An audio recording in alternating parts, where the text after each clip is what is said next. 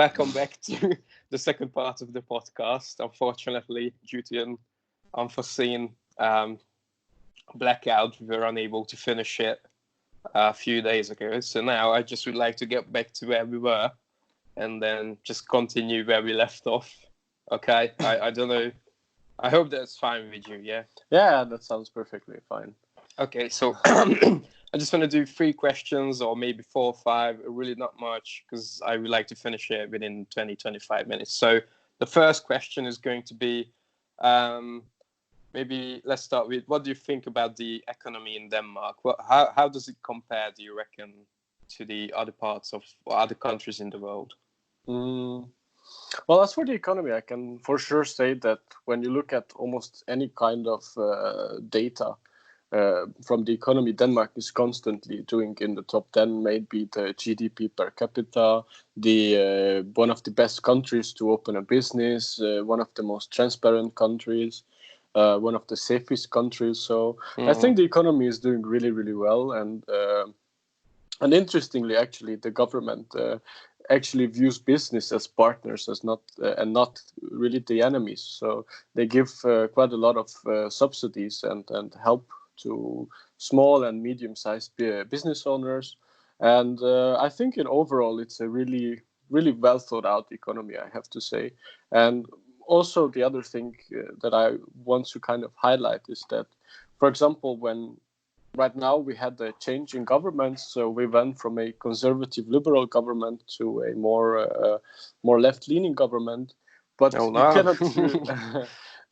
but you cannot really feel the change. So these changes are not incredibly huge, and I can really like that. And I think generally people in the business world, they also like that there aren't huge social and economic changes when one or another government forms. And I think that's really good because someone who is a business owner, then they can more reliably think about the future and what they would like to do here. So I think that is a really, really working and thought out idea.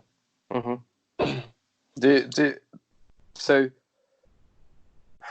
what do you think? Is it because, like, what do you think the main factor is? Why is Denmark and like the Nordic countries in Scandinavia, why do they have such a good economies? Like Norway has loads of oil and they have a big like government fund where they invest all their money like in a smart way. They just don't, they don't waste the money what they get from the natural resources they invested, because they realize it's for the nation, not for big corporations and their shareholders. So what do you think, what's the biggest reason? Even like, as you said, Denmark has a leftist or a left-leaning government. Why do you think the economy is still good?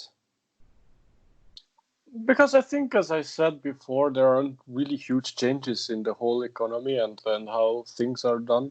Yes, there may be new taxes imposed, but there are also a lot of new social programs that are being introduced that will help people and then reduce inequality. And that's something that, for example, generally, I would say all the Nordic countries have in common, this shared goal of reducing inequality between its citizens. And I have to say that in a way it works really well because these economies are really, really stable and good democracies at the same time, because they have a really huge and wide range of middle class with well-informed voters. I mean, just when you look at the voting turnout, the past, 20 years, it has been roughly around 80, 85, 90%. So it is a Danish thing, or maybe it is a Nordic thing to actually go out and vote. And that's exactly because of these economic ideas that having a wide middle class really helps democracy itself. So just makes me think, how, like, the population is less than 10 million. The country, I don't even know what it does. Like, it's probably more like service based than manufacturing. Yeah, so So Denmark has a lot of big companies. You probably heard about Lego or Mask. Mask is a company that basically ships products all around the world. They have They these do huge container containers. ships. Yeah. Exactly. Yeah. Exactly. And right now, the new thing about the Danish government and what they are trying to push is this wave of renewables. And I quite like that idea because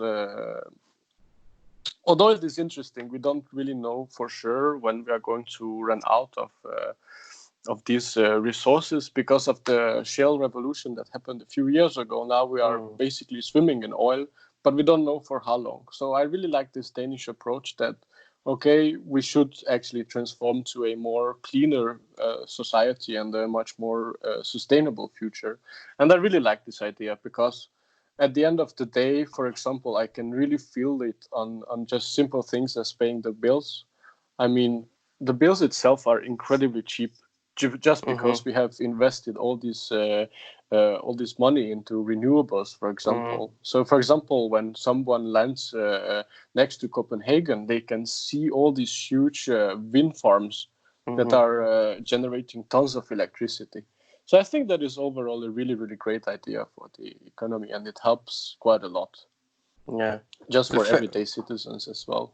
The thing is, what always like baffles me is people, all these activist people, and the Greens expect we can just change from fossil fuels to renewables just like that, like in a second. But they don't realize that in order to produce the windmills and sun collectors and the water dams and everything what can produce renewable energy, that has to be made. Like, you have to go and get the copper, you have to go get the iron, the steel, and its transportation costs or uses fossil fuels. Like, how are you going to transport copper from some Sierra Leone or wherever they import it from, and like you have to ship it or somehow transport it, don't you? Yeah. So I think you should start as soon as possible to change over to renewables. But it doesn't, like, it takes so much time. I agree. You should start as soon as possible. Yeah. Although interestingly, that Denmark, it hasn't been the reason it actually started so early, around in the 1980s. All of this idea of using renewable energy, it wasn't really actually because of these environmental reasons. Probably it was a good way to say it, but it was much more about to reduce their energy dependency on countries like Russia, for example. Or during the oil crisis, they didn't want to be basically dependent on someone else's oil. Yeah. So they started to building out all these great, basically economies of scale of these windmills and wind farms, so they can have an actual sustainable economy. And I can quite like that, to be honest. I think it is a really great idea. Yeah, I agree. All right, shall we move on? Because it's already been 8 minutes. So economy is done. What do you think about the government and how do they do their job? Like the current one? Or maybe you can talk about how it used to be. I don't really know the current one because they were just elected right now. So far what we can see from an international perspective, it's a really nice government. They gave us new free stuff. So that's really nice always. There's nothing free in this life. Exactly. Always costs. Yeah. So a lot of internationals were actually quite happy and celebrating about new changes. For example, the Danish classes are going to be made free, and we can make now 2 degrees in Denmark. So there are a lot of nice changes, but when I hear these changes, all I just hear the increase in my taxes and what it's going to do to me. And I'm not too happy about that. They are also going to increase the prices of tobacco and a lot of new taxes, basically. So far, I don't really know about it. The past government, it was really interesting because the past government, it was a party called Venstre, which is a right-leaning liberal party, and then it was also in coalition with the party who actually got the most votes, called the Dansk Folkeparti, or the Danish People's Party. It was a quite right-leaning government, and even though I have to say that they really stimulated the economy quite well, and I think Denmark That's their job. yeah, like that's why you like them, like going and make some money. And then, I mean, to be honest, even as a foreigner, I didn't really feel threatened, or Yeah. I mean, people were envisioning wildly different things than things actually happened. So I think all in all, I would have to say that I was really happy with the government, and I think Lars Løkke, the previous prime minister, I think he was a really great man, and I was very happy that he was our prime minister, and I think I just liked him, and I think there was a lot of good policies. There were, of course, some things that I personally didn't agree with, but that's much more like my personal beliefs and ideas than rather than a picture of the whole government. Yeah, I think like liberals and right-leaning people are good for the economy, but like this is why I'm afraid, because Denmark is. Like, I can imagine one day in Denmark, you go and work, and like as a basic taxpayer, you have to pay maybe 80% in taxes, but you don't have to. Like, you don't have to pay for maybe housing. You don't have to pay for transportation. Like, there will be so many things that you don't have to pay for. Like the 20% what you take home will be just spending money really. I can definitely imagine they can get this far. But it's interesting. Interesting, because actually it was Lars Løkke who, I think it was like some American panel that they were saying that Denmark is a socialist country and blah, blah, blah.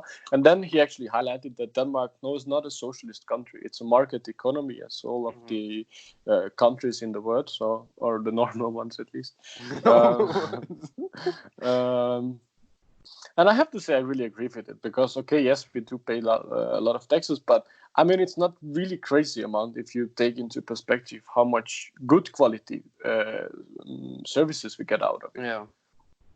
And people tend to be happier there, more like calmer, nice. Yeah. What about crime? Is crime, would you say it's high, or? Not really, I would say. I mean, to be honest, I don't really feel it. Maybe I'm just too lucky. The only thing that happened to me personally is that someone stole a backpack from me. But that's, again, not the true statistics. But I can say it from... I've met some American girls who were exchanged in Denmark, and they were completely shocked to see that they can go home at 3 a.m. I mean, they can walk home at 3 a.m., right? And... so I would say Denmark is a quite safe country. There are really, really strict rules about even carrying knives, for example. So because, for example, I work in the hospitality industry. More precisely, I work in a restaurant and I'm cooking. I have really strict rules about, for example, carrying my knives around, because they are, even though they are work tools, they can be also considered dangerous weapons. And for example, if I leave work and the police officer stops me, I have to show them that I'm actually on my way home and I cannot go anywhere else until I'm home and I put down my knives. So that's, for example, a rule about that. Of course, there are no guns. It's and so incredibly strange. Difficult to get them, and so that's also a really strict rule. And there are also no, you cannot have any pepper sprays or gas sprays, anything like that. What? Why not? Because that's it's a bit strange.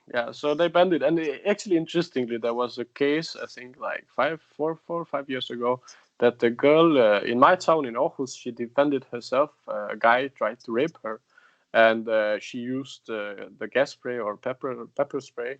And they caught the guy and they put him in jail. But also the girl, she had to go to court because she used a weapon that was not legal. That's so stupid. It's like what I don't understand is like in the United States they say they should ban all guns, but on the other side people say it's in the Constitution, it's one of our rights to have the Second Amendment to have guns. And my dad is a hunter and he has guns, and like he's passionate about hunting, but I never cared. Like we got guns at home, but I never really thought, maybe I should do something with those guns. So like, I just don't care. Yeah, but the thing is, I just find it stupid. Like those kind of people who say, guns kill people, or like weapons or whatever kill people. It doesn't hold. It doesn't make sense because people kill people. It's just you use a gun or you use a knife or whatever.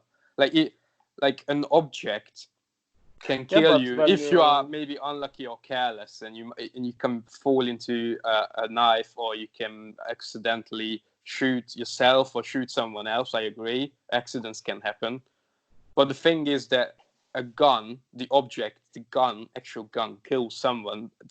It don't make sense. I have to say that I wouldn't ban any weapons. Like it's everyone's responsibility to use the tools the best they like. They are tools. Like a gun is a tool, a knife is a tool. But the thing is that the difference between a gun and any other thing like this is basically that the gun was designed to kill, right? So I've heard a lot of pro and against arguments. I don't really know where to stand. It is a fact that Americans commit or have wider range of gun crimes than anywhere in Europe. That's true. I wouldn't say it's not true, but still, if they would ban their guns, they would just find knives. Like what happens in London, they just use knives, and like knife crime is a major thing here. But on the other hand, how many people could you realistically kill with a knife until you are disarmed, as opposed to having a gun, right? Especially a high caliber, high run gun that we would talk about. Yeah, I'm not saying automatic rifles, but like you could have a pistol or a hunting rifle.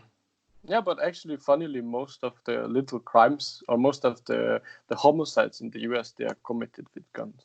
So that's again, or like these small firearms, pistols that you're talking about.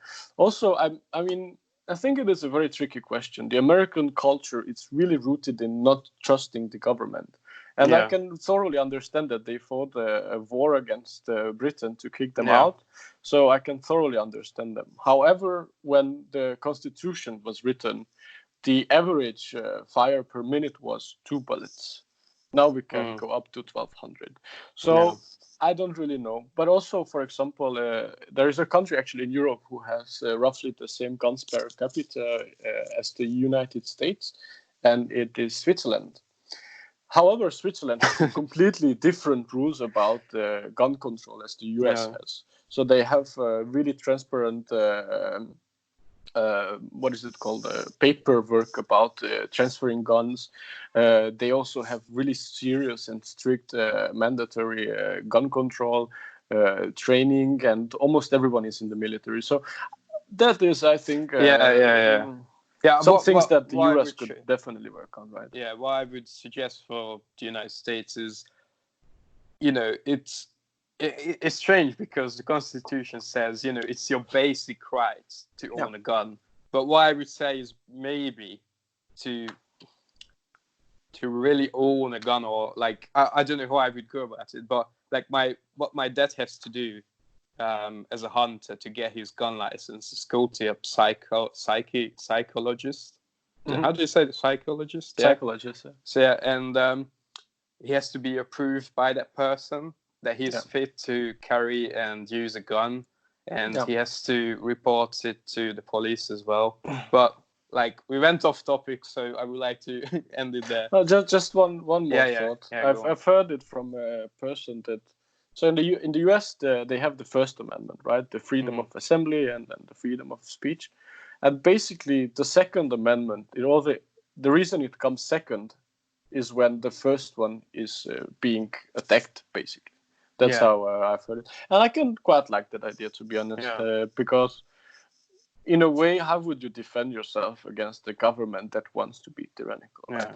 I mean, that's why the United States was founded, because they understood that the governments can be tyrannical. So how would you defend, like, they probably didn't foresee the future, but like on some level they are right, because how would you like defend, like, if the government would, or the military down here in the UK would just come and force everyone outside and start shooting us, like, we wouldn't be able to defend ourselves. No, I mean, but again, when you think about it, do you really think that some guys in the Midwest with some guns could really stop the US army if they wanted to invade? I mean, come on, they have stealth bombers and jets, and I mean, no. Yeah. But still, I think it is a really interesting idea. A difficult topic to debate. Yeah, for sure. And it is a really difficult thing, yes. Yeah. Okay, so let's move on. Weather. What do you think about the weather in Aarhus? Because when I've been there, really I was shit. freezing my ass off. It was really cold. It was very cold. I mean, it is something that you have to really get used to, I would say. I mean, in the previous few summers have been really amazing, and it was really sunny, and it was actually nice.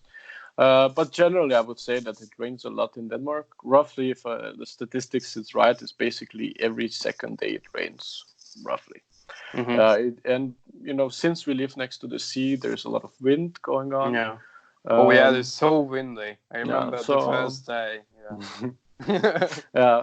So I mean, this is something you have to kind of get used to it. And also, like in the winter month, this is a really kind of a survival kit. But you have to take a lot of vitamin D, for example, because the way the Earth is rotating and we are so up far north, there is very limited amount of sunlight that actually comes here.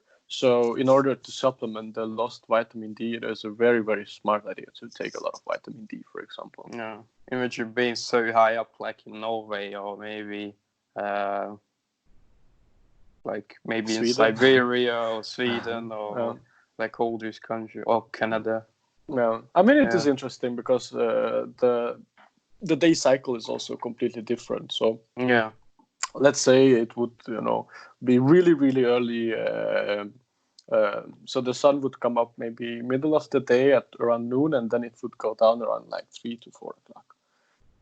But in the summer, it is completely reversed, right? So then the sun maybe goes down at 11 o'clock, and it already is up at 3. So that's even worse, man. Yeah. Like in the summer, you want to be out for long. Yeah. So that's a lot of sunlight for you in the summer. All right, we covered weather, and the final thing is, what would you, if you could change just one thing, only one thing about Denmark, what would it be? I really don't know. Maybe, I mean, if I could really change something, probably it would be the weather, just to make it a little bit hotter and nicer. But yeah, I think that it's only the weather that I would really like to change. I mean, lower taxes. Yeah, fuck. No, it's okay. It's fine. This is Denmark. This is what the people voted for. I'm not going to overrule what they want. But I think it's just only a little bit more sunny days and a little bit less wind. That would be really nice. Yeah, but I've seen so many. I think it's nice. Yeah. I've seen so many pretty blonde women there. It's so strange, like, isn't it? It's like, it's a blonde woman. It's like, why is everyone so blonde up here? It is interesting to get used to, for sure. I mean, for me now it's just normal because it's just people. But yeah, for sure, a lot of people when they visit me, it's like, why there are so many tall blonde people here? It's so weird. And women are so tall. Like, hello. You have to look up. Actually, in the EU, the tallest women are actually Danish. Yeah. So, yeah. I mean, I wouldn't can be really surprised. Yeah. But there's like this running joke between Danes that the reason there are so many beautiful girls in Denmark is because when they were Vikings, they stole all the beautiful girls from England, and then they left all the ugly ones in England. That's so true, man. That's so true. Like, not to hate on British women, but like, maybe it's just for my taste, but like, is definitely out of, like, on an average, like maybe 4 out of 10 women what I would consider attractive. No. Yeah. Like, maybe in Hungary it's 7, and Denmark it's, I don't know, 6, but 11. Yeah. By the way, just the last question for you. Oh, for Since me, this all is right. your last day in the European Union, because Oh from no, tomorrow, yeah, it's Brexit day. from tomorrow you are not going to be part of the EU. How does it Oh no, it's feel like? still. No, we're still part of it. I think it's It's until the tomorrow end of the morning. year. No, No, it's tomorrow. midnight today, I think. Yeah. But whatever, we're still part. Like we have a transitional period until the end of the year. Yeah. But what really pisses me off is like I used to follow all this Brexit thing when it all started, but as it dragged on for 3.5 years, I don't even know. It's just boring. Like you get bored. Also, as a foreigner, I don't have any say in it, so I just couldn't be really bothered. Like happens what happens. But in the first vote, it wasn't like very decisive. It was 48 to 52, I think. Yeah.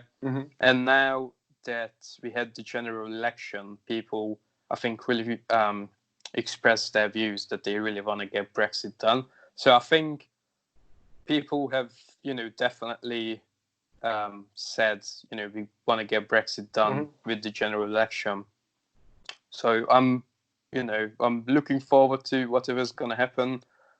My hopes are not high because considering, in the past 3 years, nothing happened. Like they couldn't come up with a deal. It always got rejected, and they have 11 months left to figure it out. And I just think most of them are so incompetent. I don't know what's going to happen. I hope it's going to be, it's going to be fine. I see what happens, but yeah, it doesn't feel like, it's like your birthday. Like when you were growing up, when you were 6, like, oh, fuck yeah, it's my birthday. Like you were excited about the day. But nowadays it's just, I'm just 24, and this is how it feels. Like this is a big day, but it doesn't feel special. So it's like Brexit day. Well, like nothing's going to change. I'm still going to wake up tomorrow. Everyone's going to be going on their business tomorrow. So the sun is going to come up in one day. That's true. Yeah.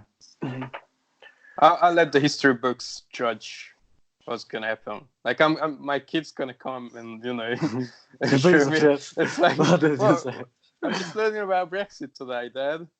It's kind of shit how it went down. So yeah, tell me about it. Bring me a bottle of vodka. Let me tell you.